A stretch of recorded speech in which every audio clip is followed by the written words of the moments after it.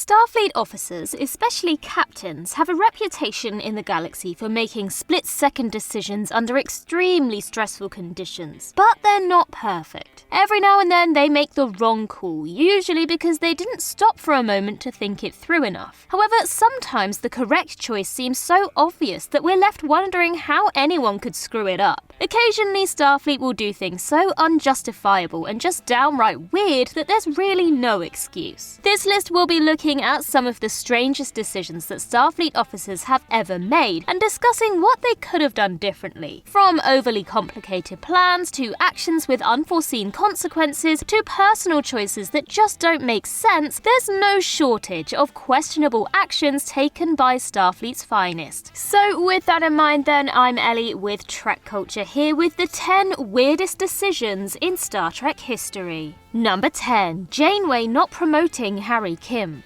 Harry Kim remained an ensign throughout Voyager's entire 7-year journey trapped in the Delta Quadrant. This wasn't brought up often, but in the episode Nightingale, Kim said that he understood that Voyager was in a unique situation, stranded thousands of light years from home, and that there wasn't much room for promotion on the ship. Despite this though, in the same time period, Tuvok was promoted to a lieutenant commander in the episode Revulsion, and Tom Paris, a literal ex-convict, was reinstated as a lieutenant after getting stranded with the crew in Caretaker, then demoted to an ensign in 30 days, and eventually promoted back to a lieutenant in Unimatrix Zero. Not to mention the fact that he was seen wearing the pips of a junior grade lieutenant in the episode Faces, which could imply that yet another demotion and promotion happened off camera. Beyond that, Harry's low rank didn't actually make that much sense. He was the head operations officer aboard Voyager, a fairly important job that oversees a huge number of people and projects. Janeway could have easily given him a customary promotion as appreciation for everything he sacrificed to keep the crew alive, and not much about the ship's command structure would have had to change. Number 9. Rios staying in the past. Watching the second season of Star Trek Picard, many fans theorized that Rios would be taking his new 21st century love interest Teresa and her son Ricardo back to the future with them in the end, similar to what happened with Dr. Gillian Taylor in Star Trek IV: The Voyage Home. But very few expected him to want to stay in that time period after everything that happened. In Star Trek lore, the mid-21st century is infamous as one of the most brutal and violent times in human history, and an era of worldwide nuclear war. On top of that, Rios experienced the hardships of our time firsthand in the second season, being deported against his will for having no documentation. Rios was originally against remaining in the 21st century, but in the penultimate episode, Hide and Seek, he decided to stay and worked as hard as he could for the rest of his life to protect a world that he knew was doomed, probably just for the thrill of it. Number 8. The USS Vengeance model. For some reason, in Star Trek Into Darkness, you can see a model of the USS Vengeance in Admiral Marcus's office at Starfleet headquarters near the start of the film. Despite this ship supposedly being a highly classified project led by the covert operatives at Section 31, the people at Section 31 are supposed to be extremely mysterious and secretive. They should have known how to keep this under wraps better, though fortunately for them, Kirk was too oblivious to notice the model. A huge deal was made about the Vengeance being a heavily armed military vessel designed with the help of the criminal Khan that Section 31 wanted to keep secret to prepare for some hypothetical war, but they somehow thought that keeping a model of the ship alongside models of the most influential vessels in Starfleet history wouldn't catch anyone's attention. Regardless, the Vengeance didn't stay classified for long and ended up crashing directly into San Francisco in the end. Number 7. The Hansens bringing their daughter into Borg space. Magnus and Erin Hansen made possibly the worst parenting decision in Star Trek history by deciding to bring their daughter Annika, aka 7 of 9, with them on their scientific mission into Borg space. They were some of the earliest humans to see the Borg. At the time, the Borg were only a rumour in most of the Alpha Quadrant, so their true threat was not yet known. But as the Hansens learned more and more about the collective hive mind and the assimilation process, it became clear that close research of this species put them all at serious risk. Predictably, their ship, the USS Raven, was eventually discovered, and Magnus, Erin, and Annika were all assimilated. Their passion as scientists was admirable, but it would have made much more sense to leave their daughter home on Earth, possibly with Magnus's sister Irene or some other family member. Anywhere would have been safer than the territory of the most terrifying and violent empire in the galaxy. Number 6. Picard and the others reversing their de-aging. The Next Generation episode Rascals featured one of the weirdest transporter accidents we've ever seen in Trek. Picard, Guinan, Ro Laren, and Keiko O'Brien were beamed aboard the Enterprise and materialized aboard the ship as 12-year-olds with all their memories intact. Before a solution was found, the episode focused a little bit on the possibilities this gave the characters to relive their childhoods and live life much longer, before it eventually devolved into a Ferengi takeover storyline out of nowhere. But by the end of the episode,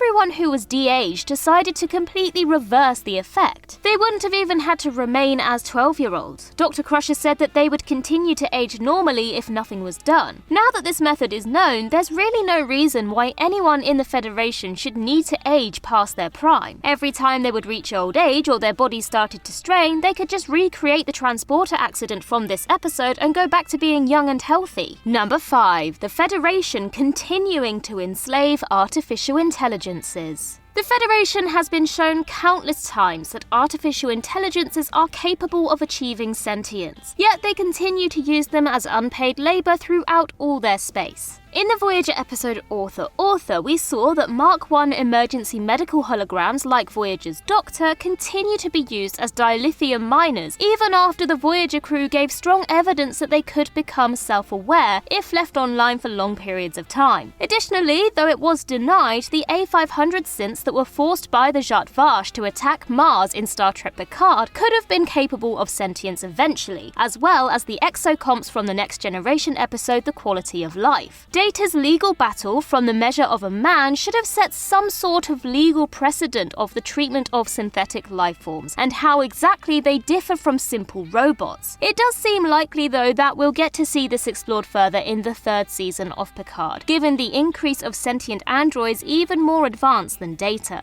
Number 4. Scotty's Act of War. When a tribble infestation happens aboard a starship or space station, it's only a matter of time before every centimetre of space is filled with them. This makes removing tribbles a very difficult and delicate task, though for Scotty, in The Trouble with Tribbles, the solution was obvious: give them to Klingons. Scotty simultaneously managed to condemn all of the tribbles to brutal, bloody deaths at the hand of the Klingons, deaths which would have been much quicker if they were simply beamed into space, while also potentially starting an all-out war with the Klingons. We know from Trials and Tribulations that tribbles were, for a long time, sworn enemies of the Klingon Empire, eventually leading to the Empire destroying the tribble homeworld. Plus, we saw in The Trouble with Edward that Starfleet may have had a role in introducing the fuzzy little ecological disasters to the Empire's space. With this in mind, Scotty's practical joke may have been more risky than he realised. Number 3. Picard returning from the NEXUS too late. Star Trek Generations had a lot of problems, but one of the strangest moments was the return and immediate death of Captain Kirk. When Tolian Soren succeeded in diverting the Nexus towards himself and Picard, they were both transported into the anomaly where they lived outside of space and time, in a dimension of pure happiness created by their minds. Eventually, Picard was able to break free from the allure of the Nexus with the guidance of a fragment of Guinan's soul that remained inside of it. She gave Picard the idea to seek out Kirk for help inside of the former captain's own personal heaven. Picard convinced Kirk to return to reality to help him defeat Soren, which seems like a really odd choice. Of course, saving Kirk and returning him to normal space would be fine, but why did they not re-emerge from the anomaly weeks before Soren even began blowing up stars? That way, Picard could defeat Soren way sooner, save the Enterprise D from destruction, and allow Kirk to live on in the 24th century. Number 2. NEELIX leaving Voyager.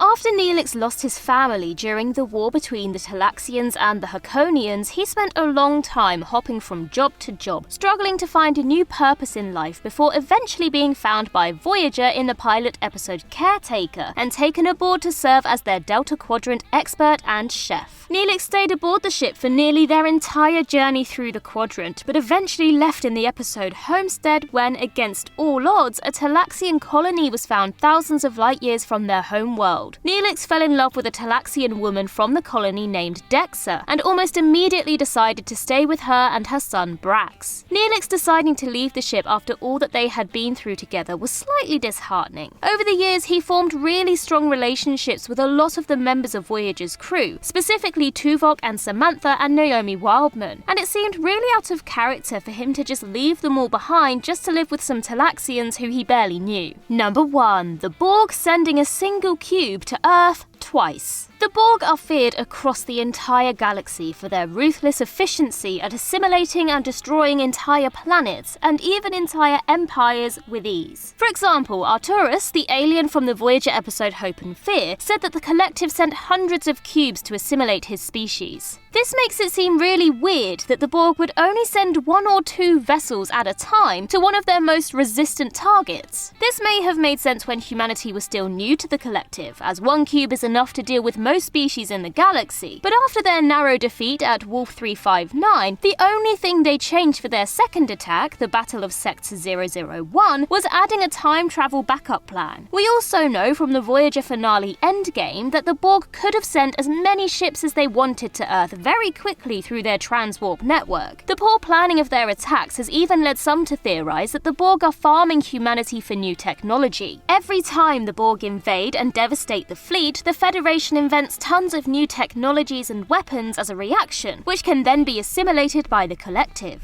The Borg cannot invent things on their own, so maybe they farm highly creative species by sparking innovation through their attacks. And that concludes our list. If you think we missed any, then do let us know in the comments below, and while you're there, don't forget to hit that like button. We've also noticed that we've just passed 220,000 followers here on YouTube, but we reckon we could make that 250,000 with your help by the winter. Just don't forget to hit that subscribe button if you haven't already, and also the notification bell so you never miss a Trek Culture video. Also head over to Twitter and follow us there, and I can be found across various social medias just by searching Ellie Littlechild. I've been Ellie with Trek Culture. I hope you have a wonderful day, and remember to boldly go where no one has gone before.